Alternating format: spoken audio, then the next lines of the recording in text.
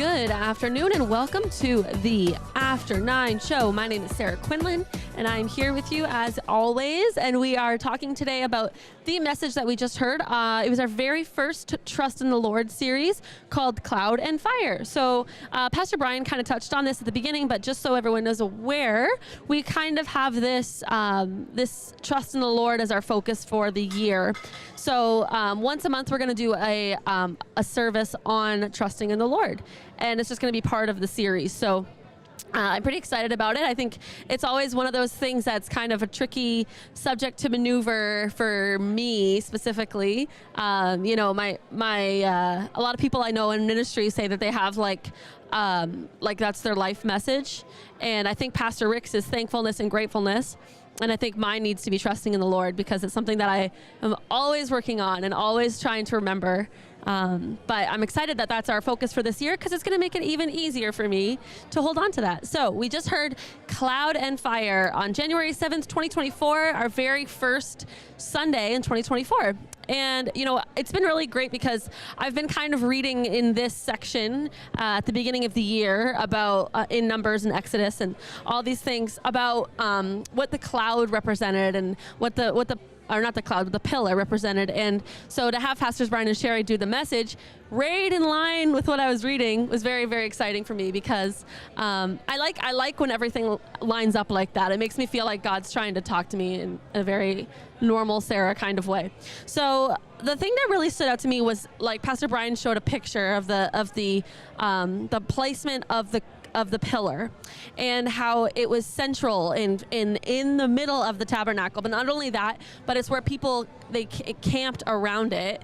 And so I really think that's pretty cool. And if you didn't get a chance to listen to the message, I'd encourage you to go back and watch it and then come back here and we can talk. But it's pretty cool because the way that people camped is that they camped surrounding it. So they already talked about this today, but it's just really interesting to me because you think about, like, I like to think about summer camp and how we like to do things. Usually the kids they'll camp around like where they want to be. So, I want to be, Rorick's tent's over here, so Vincent wants to be right over here besides Rorick's tent, or, you know, and that was something that was really important to me because the people wanted to camp to where they wanted to be. I think, yeah, that makes sense. And it's really interesting. You know, they talked a few points today of what the pillar represented and how the pillar shows us where to put our focus. The pillar shows us leading, or God's leading and God's guiding, and the pillar represents protection. And, you know, it's very interesting, the whole, like, Israelites wandering in the wilderness, right? But, you know, I was reading the other day when Joshua was talking to the people. This is after Moses had died. And we hear complaints in the wilderness about how they say, well, we may as well have just stayed in slavery because we don't get to eat anything and blah, blah, blah, blah. But, you know, it was interesting. I was reading, and Joshua said he was upset about a conflict that they were having. And he said, you know, why did we even escape from this place? We should have just, we should have just... we should have just stayed where we were. Why do we try to take one thing after another after another? Come on in, Pastor Dave, have a seat. I'm going to just finish my thought. I only want to say a bit about communion. Okay, let me just finish my thought. You can say something about communion. What's that? You have to sit down. Perfect. So just a quick finish on that was that the placement is really important and the timing is really important. And when they were talking about where the pillar moved is where they moved. And I think that's really important for us to know that where we are is where we're supposed to be. And sometimes it's like, why did I get delivered from that if I was just going to struggle with this? But I think it's knowing that God brought you there, and that's why you keep going. Okay, you have a point on communion? Go ahead. Yeah. Well, you know, I thought the message was very good. And as Christians, we have to understand that God doesn't depart from us. He doesn't leave us. You know what I mean? Yes. He's there. Yes. And no matter what we're going through, the Lord is always there. He guides us. He leads us. You know, and so I'm thankful for what the Lord does in my life and in all of our lives, you know. And I never turned around and found out that he had left. He's always been there, you know. But anyways, I wanted to share a little bit about communion, just a little tidbit. I really got a buzz out of communion today. You know, it says the night that he was betrayed, he took bread, okay, and broke it and blessed it. You know what I mean?